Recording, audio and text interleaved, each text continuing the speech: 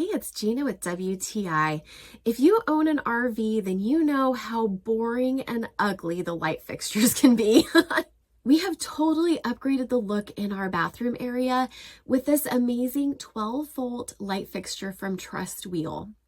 It comes with clear instructions on how to switch out your light fixture, and we found it to be really easy.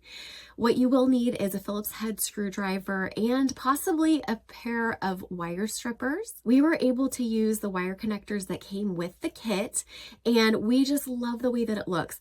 I get so tired of the dull and dim lights that come with RVs.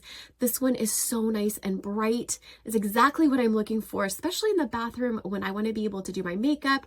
We really like the way the aesthetic of the double lights on this fixture fit in with the rest of our bathroom and bedroom area. It's a really nice modern look with the black fixture and then of course the white on the double lights. The light fixture we replaced is one that comes with the RV, and so the holes on it were different. I just filled those with wood putty, sanded, and painted with ceiling paint, and it looks amazing. I love it.